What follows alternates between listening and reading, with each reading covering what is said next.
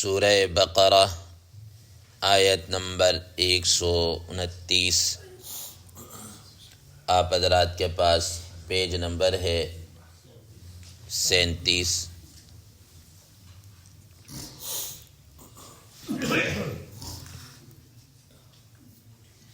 اعوذ باللہ من الشیطان الرجیم، بسم اللہ الرحمن الرحیم۔ ربنا وبعث فيهم رسولا منهم يتلو عليهم آياتك ويعلمهم الكتاب والحكمة ويزكيهم إنك أنت العزيز الحكيم۔ صدق الله العظيم۔ اللهم صل على محمد النبي الأمي وعلى آله وسلم تسليما كثيرا كثيرا۔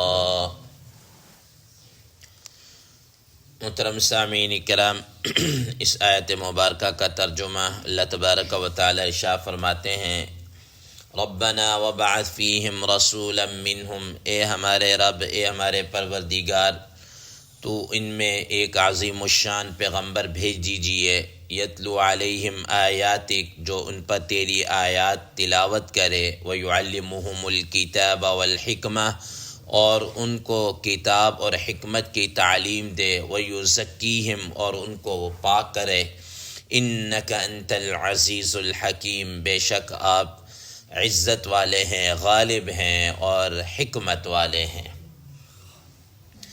محترم سامعین کرام، سیدنا حضرت ابراہیم علیہ السلام کی یہ دعا، اور جس میں ایک ایسے رسول علیہ السلام کی بھیجنے کی درخواست کی گئی جس کے مقاصد یہ ہوں کہ جو کتاب اللہ کی آیات کی تلاوت کرے اور ان کو کتاب اللہ کی تعلیم دے اور حکمت سکھائے اور اس طرح ان کا تزکیہ کرے، یہ 4 مقاصد بیان فرمائے۔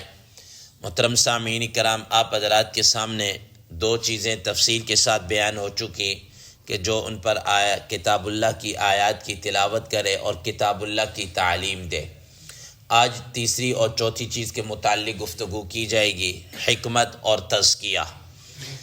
محترم سامعین کرام، نبی صلی اللہ تعالیٰ علیہ وسلم کے مقاصد بعثت کا تیسرا جو اہم ترین مقصد تھا وہ ہے حکمت کو سکھانا، حکمت کی تعلیم دینا۔ محترم سامعین کرام، حکمت کسے کہتے ہیں؟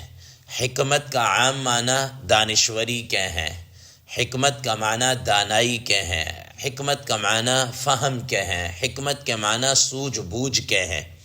یہ سارے عام معنی ہیں جو حکمت کے تحت آتے ہیں، لیکن حکمت سے مراد کیا ہے؟ اس کے بارے میں حضرات مفسرین، حضرات محدثین کرام رحمہ اللہ کے مختلف اقوال ہیں۔ بعض حضرات فرماتے ہیں کہ حکمت سے مراد رسول اللہ تعالیٰ علیہ وسلم کی سنت ہے، کہ یعنی نبی صلی اللہ تعالیٰ علیہ وسلم جہاں کتاب اللہ کی تعلیم دیں گے وہاں پر اپنی سنت کی بھی تعلیم دیں گے۔ نبی صلی اللہ تعالیٰ علیہ وسلم نے اسی وجہ سے اپنے فرامین اور اپنے ارشادات کے ذریعے سے بھی بہت ساری چیزوں کی طرف رہنمائی کی ہے، اور کیوں نہ ہو کہ خود رسول اللہ تعالیٰ علیہ وسلم کے متعلق اللہ تبارک و تعالیٰ نے فرمایا وَمَا يَنطِقُ عَنِ الْهَوَىٰ إِنْ هُوَ إِلَّا وَحْيٌ يُوحَىٰ، کہ آپ صلی اللہ تعالیٰ علیہ وسلم اپنی خواہشات سے نہیں بولتے، بلکہ وہی گفتگو، وہی بات کرتے ہیں جو من جانب اللہ ان کی طرف وحی کی جاتی ہے، جو اللہ تعالیٰ کی طرف سے وحی کی جاتی ہے، بتلایا جاتا ہے، اسی کی روشنی میں اسی کے متعلق وہ کیا کرتے ہیں؟ گفتگو کرتے ہیں۔ تو اس وجہ سے بعض حضرات نے اس حکمت کے معنی سنت سے کی ہیں،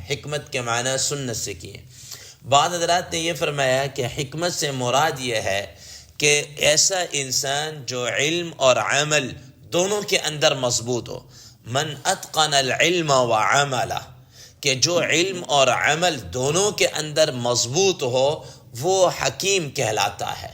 ایسا نہیں ہے کہ ایک آدمی نے علم تو حاصل کر لیا ہے لیکن علم کے اوپر عمل نہیں ہے، ایسا آدمی حکیم نہیں ہے۔ ٹھیک ہے، علم کے ساتھ ساتھ عمل بھی، جو سیکھا اس پر عمل، یہ کیا ہے حکمت ہے۔ رسول اللہ تعالیٰ علیہ وسلم نے گویا یہ اس چیز کو سکھایا۔ بعض حضرات نے فرمایا کہ اس حکمت سے مراد یہ ہے کہ انسان جو ہے وہ دین کی سمجھ بوجھ اور اس کی گہرائی کو کیا کر لے، حاصل کر لے، اس کی گہرائی کو حاصل کر لے۔ تو یہ حکمت کے سارے معنی کے اندر آتے ہیں۔ بہرحال اور بھی حضرات محدثین مفسرین کرام رحمہ اللہ نے معنی بیان فرمائے، ان سارے معنوں کا خلاصہ یہی ہے کہ ان سب کا مفہوم اور یہی معنی اور مفہوم تقریباً ایک جیسا ہی، ملتا ہی جلتا ہے، الفاظ الگ ہیں لیکن معنی اور مفہوم سب کا ایک ہی ہے کہ یہ جو کتاب اللہ کی تعلیم دی ہے اس کے اندر گہرائی بھی آ جائے اور گہرائی بھی آ جائے۔ جو سیکھا ہے صرف سیکھنے کی حد تک محدود نہ رہے بلکہ سیکھنے کے ساتھ ساتھ اس پر عمل بھی آ جائے، اور اسی طریقے سے دین کی صرف سمجھ ہی نہ ہو بلکہ دین کے اندر تفقہ بھی ہو، تفقہ فی الدین ہو، گہری بصیرت اور گہرا علم جو ہے وہ آ جائے، یہ حکمت کے تحت ہے۔ چنانچہ رسول اللہ تعالیٰ علیہ وسلم کی اسی وجہ سے باتیں آپ دیکھ لیجئے کہ الفاظ کم ہیں لیکن ان کے معنی اور مفہوم انتہائی وسیع ہے، جن کو جوامع الکلم کہا جاتا ہے۔ تو آپ صلی اللہ تعالیٰ علیہ وسلم کو یہ ساری چیزیں کیا کی گئی، عطا کی گئیں، اور آپ صلی اللہ تعالیٰ علیہ وسلم نے اس کے آگے تعلیم بھی دی، اور اس کو آگے سکھایا ہے۔ محترم سامعین کرام، چوتھی اور اہم چیز وہ مقاصد بعثت میں سے چوتھی اور اہم چیز وہ تزکیہ نفس ہے۔ وَيُزَكِّيهِمْ، یزکی تزکیہ سے مضارع کا صیغہ ہے، اس کا معنی ہے تزکیہ کرنا، پاک کرنا، صاف کرنا۔ محترم سامعین کرام، اس تزکیہ سے مراد یہ ہے کہ انسان کے اندر جو رذائل ہیں ان رذائل کو نکال کر ان کے اندر اخلاق کو پیدا کر دینا، اس رذائل کو اخلاق کے ساتھ کیا کر دینا، تبدیل کر دینا، یہ تزکیہ کے اندر آ جاتا ہے۔ محترم سامعین کرام، نبی کریم صلی اللہ تعالی علیہ وسلم نے صرف یہ نہیں کیا کہ آپ صلی اللہ تعالی علیہ وسلم نے تعلیم دی، حکمت سکھائی اور بس، بلکہ آپ صلی اللہ علیہ وسلم نے ان کے عقائد کی، ان کے اعمال کی، ان کے اخلاق کی، ان کے ظاہری اور ان کی باطنی ہر طریقے سے ان کو گندگی اور نجاستوں سے کیا کیا، پاک کیا۔ کتاب اللہ سکھائی، اس سے فضائل آئے، تزکیہ کیا، اس سے رذائل ختم ہوئے۔ یاد رکھیے گا کہ کتاب اللہ سکھائی، اس سے ان کے اندر فضائل آ گئے، اور تزکیہ کیا کہ اس فضائل کے ساتھ ساتھ ان کے اندر جو رذائل تھے، گندی چیزیں تھیں، ان سب کو نکال دیا۔ اب وہ گندی چیزیں کیا تھی؟ مثال کے طور پر آپ دیکھیے کہ ان کے اندر کیا تھا، مثال کفر اور شرک تھا، تو اس کی جگہ کیا آ گیا، ایمان اور توحید آ گئی۔ ان کے اندر جناب تکبر تھا، اس کے بدلے میں اچھی چیز کیا آ گئی کہ ان کے اندر عاجزی آ گئی۔ ان کے اندر تنخوئی تھی، اب ان کے اندر کیا آ گئی، صلح جوئی آ گئی۔ ان کے اندر ڈاکہ زنی تھی، اب وہ مالوں کے حفاظت بن گئے۔ وہ پہلے عزتوں کو لٹیرے تھے، اب عزتوں کے محافظ بن گئے۔ وہ ان کے اندر بت پرستی، شرک پرستی اور اس طرح تکبر، جھوٹ، غیبت، ملاوٹ، ڈاکے ڈالنا، یہ ساری چیزیں اس طور پر اللہ تعالیٰ کے پیارے نبی صلی اللہ علیہ وسلم ان کا تزکیہ کیا کہ آہستہ آہستہ کرتے کرتے ان کے اندر ایک ایک کر کے یہ سارے اخلاق پیدا ہو گئے اور بد اخلاقیاں ان کے اندر سے نکل گئیں۔ تکبر نہیں رہا، حسد نہیں رہا، عجب نہیں رہا، یہ جو روحانی بیماریاں تھیں وہ ساری کی ساری کیا ہو گئی، ختم ہو گئی۔ نبی صلی اللہ تعالیٰ علیہ وسلم کا یہ ایک اہم ترین مقصد تھا۔ محترم سامعین کرام، اسی وجہ سے رسول اللہ تعالیٰ علیہ وسلم لوگوں کو اپنے ہاتھ کے اوپر بیعت کیا کرتے تھے۔ اب بیعت کس چیز سے لی جاتی تھی؟ وہ خود قرآن مجید کے اندر اللہ تبارک و تعالیٰ نے فرمایا، یا ایھا النبی اذا جاءك المؤمنات يبايعنك على الا يشركن بالله شيئا ولا يسرقن ولا يزنين ولا يقتلن اولادهن ولا ياتين ببهتان يفترينه بين ايديهن وارجلهن ولا يعصينك في معروف فبايعهن واستغفر لهن اللہ. یہ اللہ کے پیارے نبی صلی اللہ علیہ وسلم کو اللہ تعالیٰ کی طرف سے یہ ہدایات آ گئی 28واں پارہ سورہ ممتحنہ کے اندر. کن چیزوں پر بیعت لینی ہے؟ کن چیزوں پر؟ کہ وہ اللہ تعالیٰ کے ساتھ شریک نہیں ٹھہرائیں گے، وہ چوری نہیں کریں گے، وہ زنا نہیں کریں گے، وہ اولاد کو قتل نہیں کریں گے، کسی پر بہتان نہیں لگائیں گے، کوئی نافرمانی کا کام نہیں کریں گے. ان ساری چیزوں کے اوپر کیا کرنا؟ بیعت کرنا. تو اس کا مقصد یہ ہوا کہ بیعت کا اصل مقصد یہ تھا کہ انسان اپنے آپ کو کسی مصلح، کسی اس کے ہاتھ میں ہاتھ دے کر اپنے آپ کو گناہوں سے بچا لے، اپنے آپ کو گناہوں سے بچا لے. محترم سامعین کرام، نبی صلی اللہ تعالی علیہ وسلم کے زمانے کے اندر اس پر بیعت بھی ہوتی تھی، اور حضرات صحابہ کرام رضوان اللہ تعالی علیہ مجمعین نبی صلی اللہ علیہ وسلم کی صحبت میں آتے تھے تو آپ صلی اللہ علیہ وسلم کی صحبت کی برکت سے ساری چیزیں ان کو حاصل ہو جاتی تھی. لیکن پھر آہستہ آہستہ چل کر پھر حضرت علی رضی اللہ تعالی عنہ کے بعد خاص طور پر یہ سلاسل اور سلسلے اور بیعت کرنا جب لوگوں کے اندر تھوڑا سا نبی صلی اللہ علیہ وسلم کے زمانے سے دور ہونا شروع ہوئے تو لوگوں کے اندر تھوڑی سی اخلاقی پستی آنی شروع ہو گئی، تو باقاعدہ اس سلسلہ سلوک کا، تصوف کا کیا کیا گیا؟ یہ کیا گیا.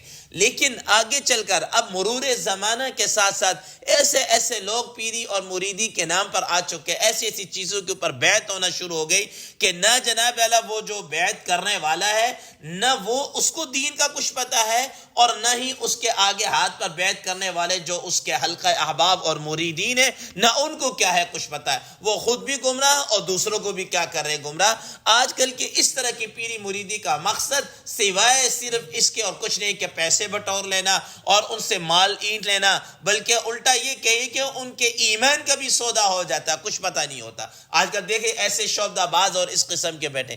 یاد رکھیے گا حضرات مفسرین محدثین کرام رحم اللہ نے فرمایا کہ اگر کسی سے اصلاح کرانی ہو، کسی کو شیخ بنانا ہو، کسی کے پیر بنانا ہو، مرید، تو دیکھیں وہ متبع سنت ہے کہ نہیں. اگر وہ سنت کے اوپر چل رہا ہے تو پھر تو اس کے پر ہاتھ دے اور اس کے گائیڈ لائن میں اپنی زندگی کا رخ اور متعین کرے اور چلتے جائے. وہ آپ کی شریعت کے دائرے کے اندر رہ کر آپ کے ان رذائل کو نکال کر آپ کے اندر اخلاق کو پیدا کرے. اگر وہ متبع سنت نہیں ہے، بے شک وہ ہوا کے اندر اڑنے والا ہو، پانی کے اوپر چلنے والا ہو، شریعت کا وہ تابع نہیں ہے، تو یاد رکھیے گا کہ وہ سوائے صرف اور صرف آپ کے ایمان کے لوٹنے کا اور کوئی نہیں ہوگا. یہ دیکھیں آگے چل کر آپ حضرات نے پڑھا نبی صلی اللہ تعالی علیہ وسلم دجال آئے گا نا، کیسے شعبہ دکھائے گا. وہ حتیٰ کہ مردوں کو زندہ تک کر دے گا. کوئی کہے گا نا بھائی میں غریب ہوں مجھے کوئی مال دو، ابھی وہ ایک پاؤں مارے گا یا کچھ کرے گا زمین سے سونا نکل آئے گا، ایسے وہ کرے گا. تو اب لیکن کیا ہوگا کہ وہ تو لوگوں کو گمراہ کرنے کی بجائے وہ کہے گا میں رب ہوں، مجھے سجدہ کرو، مجھے یہ کرو. یاد رکھیے گا آج بھی اس دجال کی شکل میں ایسے افراد موجود ہیں کہ جناب اعلیٰ جنہوں نے اس طرح کا ایک ڈھونگ رچایا ہوا ہے کہ تصوف اور سلوک جو نبی صلی اللہ علیہ وسلم کی طرف سے چلتا ہوا آ رہا تھا، جس کے متعلق خود قرآن مجید میں ارشاد فرمایا یا ایھا الذین آمنوا اتقوا اللہ وکونوا مع الصادقین، اے لوگو اللہ تعالیٰ سے ڈرو اور اہل اللہ والوں کی صحبت میں رہو. ٹھیک ہے، یہ اب ساری اس چیز کے اوپر ایک دھبا بن چکا ہے. ان سب چیزوں پر کیا بن چکا ہے؟ دھبا بن چکا ہے. اب دیکھ لیجئے مثال کے طور پر یہ جتنے بھی ہمارے اس برے صغیر کے اندر دیکھیں بڑی ہستیاں ہیں. حضرت علی حجویری رحمہ اللہ کس طرح لوگوں کی وہ تزکیہ کرتے تھے، حضرت شیخ عبد القادر جیلانی رحمہ اللہ نے کس طریقے سے کی. لیکن آج کے ان لوگوں نے ان کے نام پر کیا کچھ بنا دیا ہے. ان کے مزارات بنا کر قوالی ہو رہی ہے، ڈھول بج رہا ہے اور پتہ نہیں کیا کچھ خرافات ہو رہی ہیں.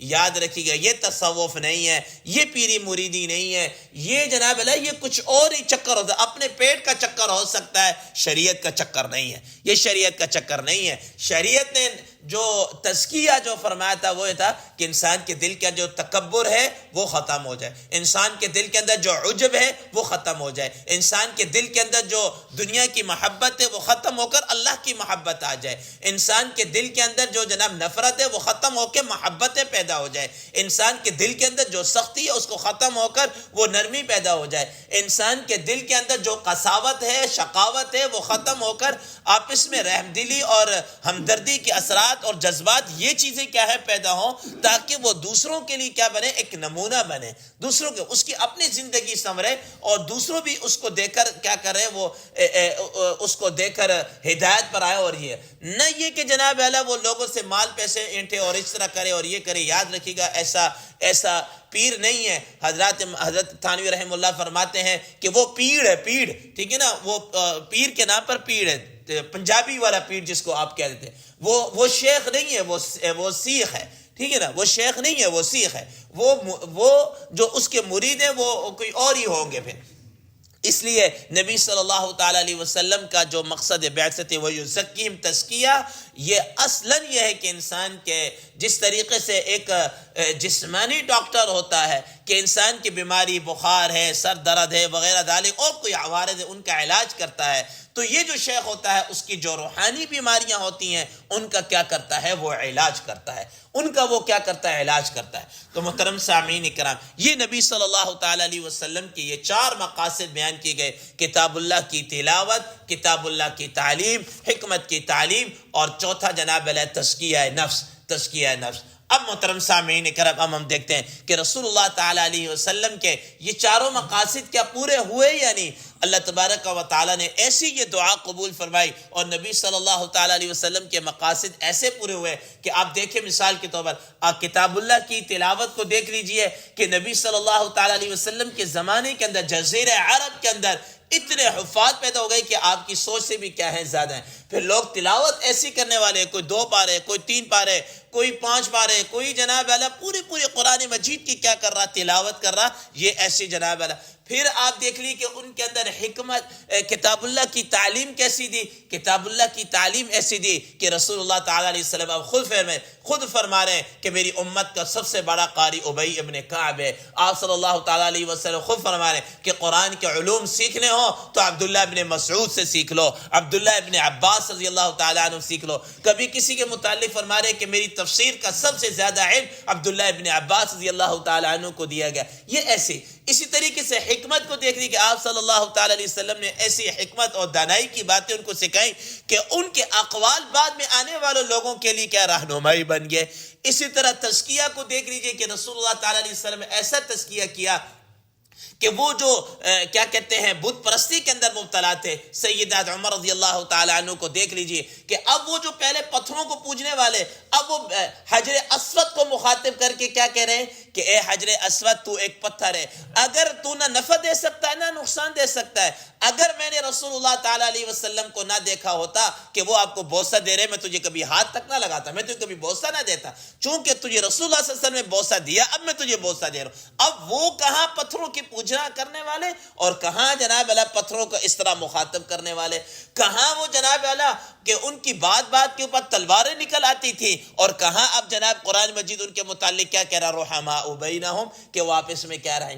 یہ ان کا ایسا تذکیہ، کہاں وہ چوری ڈاکے اور لوٹنے والے، کہاں اب وہ مالوں کے ایسے محافظ بن گئے۔ ٹھیک ہے، یہ اللہ کے پیارے نبی صلی اللہ علیہ وسلم کی یہ ساری 4 چیزیں ایسی ہوئیں، ایسا تزکیہ کیا، ایسے مقاصد کہ انسان عقل کیا ہے دنگ رہ جاتی ہے۔ تو اس وجہ سے فرمایا کہ یہ 4 مقاصد نبی صلی اللہ علیہ وسلم کے بیان فرمائے۔ حضرت ابراہیم علیہ السلام دعا کی، اللہ تعالی نبی صلی اللہ علیہ وسلم کے حق میں قبول فرما کر یہ سارے مقاصد کو پورا کیا۔ آگے فرمایا انک انت العزیز الحکیم، بے شک آپ کیا ہے غالب ہے، حکمت والے ہیں، ہر کام کے اندر جناب آپ قدرت کے اندر بھی غالب ہیں، اور انتظام کے اعتبار سے بھی آپ اللہ تبارک و تعالیٰ کیا ہے کامل ہے۔ اللہ تبارک و تعالیٰ عمل کی توفیق عطا فرمائے۔ وآخر دعوانا ان الحمد للہ رب العالمین۔